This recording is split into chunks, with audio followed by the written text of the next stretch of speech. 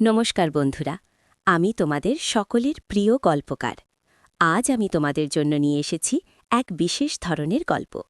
এই গল্পটি একজন নাম প্রকাশে অনিচ্ছুক ফলোয়ার আমাকে পাঠিয়েছেন। একজন সাধারণ বাঙালি পরিবারের পটভূমিতে গড়ে ওঠা এক গভীর, আবেগী এবং রোমাঞ্চকর কাহিনী। এই গল্পে রয়েছে নিষিদ্ধ প্রেম, তীব্র আকাঙ্ক্ষা এবং দুটি মানুষের না বলা কথা। আমি জানি তোমরা অনেকেই আমার কাছ থেকে এমন গল্প শুনতে চাও, যেখানে থাকবে ভালোবাসার গভীরতা, উত্তেজনার শিহরণ এবং কিছু চাপা দীর্ঘশ্বাস। তাই এই গল্পটি তোমাদের জন্য। আর হ্যাঁ, একটি বিশেষ ঘোষণা, এই গল্পের কোনো এক ভাগে আমি আমার ব্যক্তিগত IMO নম্বরটি দেব। যারা আমার নম্বর পেতে আগ্রহী তাদের পুরো গল্পটি মনোযোগ দিয়ে শুনতে হবে, কারণ ওই নম্বরেই লুকিয়ে আছে পরবর্তী পর্বের চাবিকাঠি। এই গল্পের শুরুটা খানিকটা জটিল, কিন্তু তার মধ্যেই লুকিয়ে আছে এক অদ্ভুত টান। বিশ্ববিদ্যালয়ের অধ্যাপক, তার বাবার বন্ধু, সেই বন্ধুর ভাই এবং সবশেষে তার শিক্ষক। হ্যাঁ, এই ছিল অর্কর জগৎ। অর্ক, যাকে বিশ্ববিদ্যালয়ের সবাই এক ডাকে চিনত, রুচিশীল, শান্ত, বুদ্ধিদীপ্ত। তার নামের সঙ্গেই জুড়ে থাকত প্রফেসর শব্দটি। ডক্টর অর্ণব সেন, প্রৌঢ়ত্বের চৌকাঠ পেরোনো এক মানুষ, কিন্তু তার মন তখনও তারুণ্যের জোয়ারে ভাসত। তার জীবনটা ছিল নিস্তরঙ্গ, নিয়মের বাঁধনে বাঁধা। স্ত্রী, সন্তান সবকিছুই ছিল নিখুঁত, কিন্তু মনের গভীরে এই নিখুঁততার আড়ালেই লুকিয়েছিল এক অতৃপ্ত আকাঙ্ক্ষা। আর সেই অতৃপ্তির আগুনে ঘি ঢালতে এসেছিল মায়া।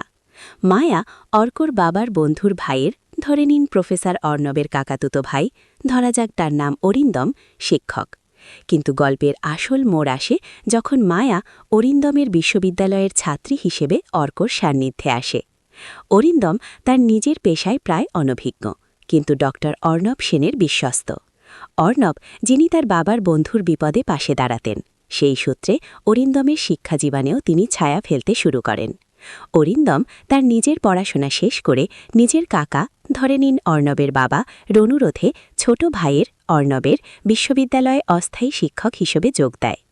অরিন্দমের কাজ ছিল কিছু বিশেষ কোর্সের দায়িত্ব নেওয়া, যেখানে অর্ণবের সময় কম। আর এই সুযোগেই মায়ার সঙ্গে অর্ণবের প্রথম দেখা। মায়া সাধারণ বাঙালি পরিবারের মেয়ে, মধ্যবিত্তের ছাপ তার পোশাকে, চলনে বলনে, কিন্তু তার চোখে ছিল অন্য স্বপ্ন, অন্য জেদ। সে শুধু একজন সাধারণ ছাত্রী ছিল না, সে ছিল অদম্য, অনুসন্ধিৎসু। অঙ্কের জটিল সূত্রগুলো তাকে যেমন টানত, তেমনই টানত ভাষার মাধুর্য, কিন্তু সবচেয়ে বেশি টানত ডক্টর অর্ণব সেনকে। প্রথম যেদিন মায়া অর্কর ক্লাসে ঢোকে, সেই দৃশ্যটা আজও তার মনে পিকচারাইজ করা।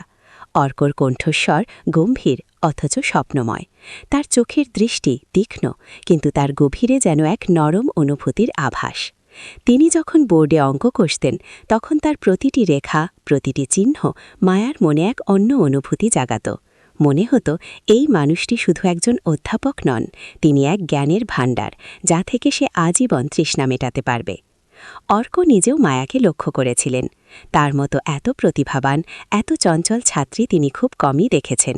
মায়ার প্রশ্নগুলো ছিল অন্যরকম, শুধু সিলেবাসের মধ্যে সীমাবদ্ধ থাকত না, তা পৌঁছে যেত জ্ঞানের আরও গভীরে। অর্কর মনে হতো এই মেয়েটি শুধু মুখস্থ করে না, বোঝে। আর এই বোঝার ক্ষমতা, এই জিজ্ঞাসু মন অর্কর নিজের ভিতরের সেই অতৃপ্ত সত্তাটাকে জাগিয়ে তুলছিল, যাকে তিনি এতদিন অবহেলা করে এসেছিলেন।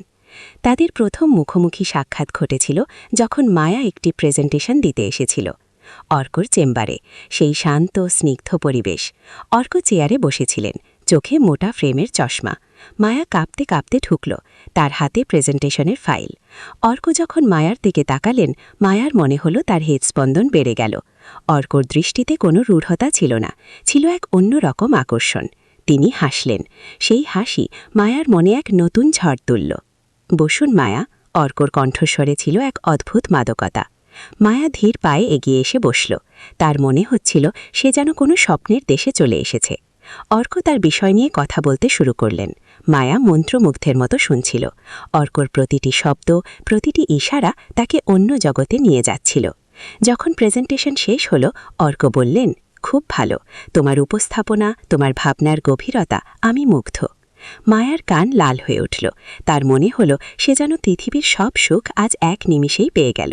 অর্কর সেই প্রশংসা তার কাছে অন্য যে কোনো প্রাপ্তির চেয়ে অনেক বড় মনে হল। এরপর থেকেই তাদের মধ্যে এক অদৃশ্য টান তৈরি হতে শুরু করল। মায়া পারতপক্ষে অর্কর ক্লাসে বা তার চেম্বারের আশেপাশে ঘুরঘুর করত। কোনো প্রশ্ন না থাকলেও সে অর্কর কাছাকাছি থাকার অজুহাত খুঁজত। অর্করও মায়ার উপস্থিতি অনুভব করতেন।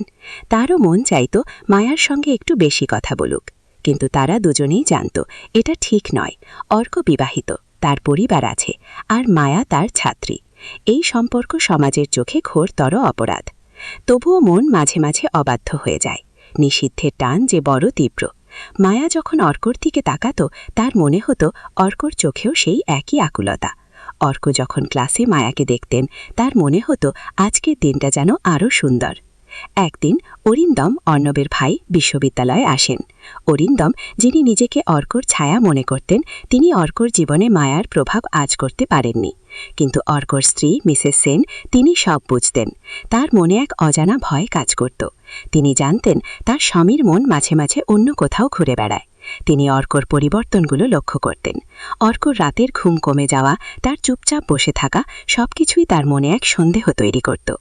অরিন্দম একদিন অর্কর কাছে এসে বলল, দাদা, কিছু বলছো না যে? মায়া মেয়েটা খুব ভালো, তোমার সাহায্য পেয়েও নিশ্চয়ই অনেক উন্নতি করবে। অর্ক একটা দীর্ঘশ্বাস ফেললেন। হ্যাঁ, ভালো মেয়ে, ওর মধ্যে অনেক সম্ভাবনা। অরিন্দম কিছু বুঝতে পারল না। সে জানত মায়া তার শিক্ষক, কিন্তু তার চেয়েও বেশি কিছু এই মায়া অর্কর জীবনে কি পরিবর্তন আনছে তা সে ধারণাও করতে পারত না। একদিন প্রবল বৃষ্টি, বিশ্ববিদ্যালয়ের ছুটি হয়ে গেছে। মায়া বাস ধরার জন্য অপেক্ষা করছিল। হঠাৎ একটা গাড়ি এসে থামল। অর্ক, এসো, আমি পৌঁছে দিচ্ছি। অর্কর কণ্ঠে সেই নরম সুর। মায়া দ্বিধা করল, কিন্তু অর্কর চোখের দিকে তাকিয়ে সে আর না বলতে পারল না। গাড়িতে উঠল। বৃষ্টির ছাঁট এসে লাগছিল কাছে। চারপাশের রাস্তাঘাট প্রায় জনশূন্য। গাড়ির ভেতরের পরিবেশটা ছিল অন্যরকম। অর্ক চালাচ্ছেন, মায়া পাশে বসে। দুজনের মধ্যে কোনো কথা নেই, কিন্তু এই নীরবতাই যেন কথা বলছিল। মায়ার মনে হচ্ছিল সে যেন অর্কর বাহুডোরে আশ্রয় নিয়েছে। অর্কর প্রতিটি নিঃশ্বাস, তার প্রতিটি নড়াচড়া মায়ার শরীরে শিহরণ জাগাচ্ছিল। তোমার বাড়ি কোন দিকে? অর্ক জিজ্ঞেস করলেন। বেহালা, মায়া ফিসফিস করে বলল। অর্ক একটু ঘুরিয়ে নিলেন। আজ থাকো আমার বাড়িতে, বৃষ্টির জন্য বেরোনো ঠিক হবে না। মায়ার মনে হলো সে কি ভুল শুনল? অর্ক তাকে তার বাড়িতে নিয়ে যেতে চাইছেন। তার হৃৎস্পন্দন দ্বিগুণ হয়ে গেল। এটা কি সত্যিই সম্ভব? সে কি আজ অর্কর সান্নিধ্যে আরও একটু বেশি সময় কাটাতে পারবে? না, মানে। মায়া আটকে গেল। ভয় পেও না, আমার স্ত্রী আজ তার বাপের বাড়ি গিয়েছেন। আজ বাড়িতে কেউ নেই, শুধু আমি। অর্কর কণ্ঠস্বরে এক অন্যরকম প্রলোভন। মায়া দ্বিধায় পড়ল। একদিকে সমাজের ভয়, অন্যদিকে অর্কর প্রতি তীব্র আকর্ষণ। তার মন বলছিল এটা ঠিক নয়, কিন্তু তার হৃদয় বলছিল এই সুযোগ হাতছাড়া করা যাবে না। ঠিক আছে, মায়া খুব আস্তে বলল। অর্ক আলতো হাসলেন। সেই হাসিতে লুকিয়েছিল বিজয়ের আনন্দ। তিনি জানতেন মায়া তার প্রস্তাবে রাজি হবে, কারণ মায়াও তার দিকেই টান অনুভব করে। অর্ক মায়াকে নিয়ে তার বাড়ির দিকে চললেন। বৃষ্টির বেগ তখন আরও বেড়েছে।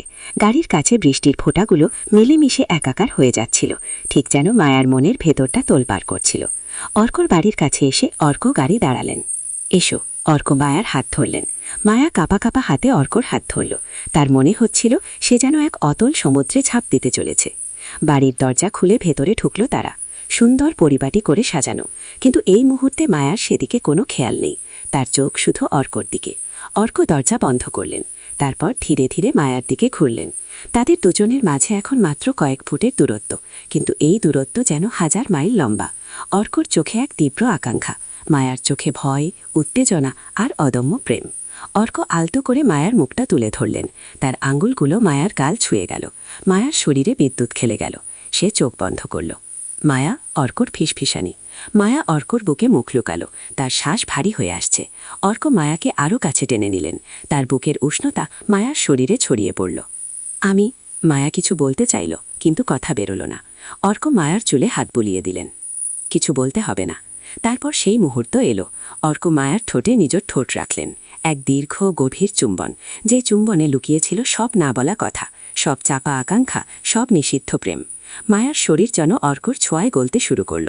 সে অর্কর বাহু ডোরে নিজেকে সঁপে দিল। বাইরে তখন বৃষ্টির রিমঝিম শব্দ, গাড়ির জানলায় জমে থাকা জলধারা, ঠিক যেন এই মুহূর্তে দুটি মনের মিলনের সাক্ষী। অর্কর হাত মায়ার কোমর জড়িয়ে ধরল।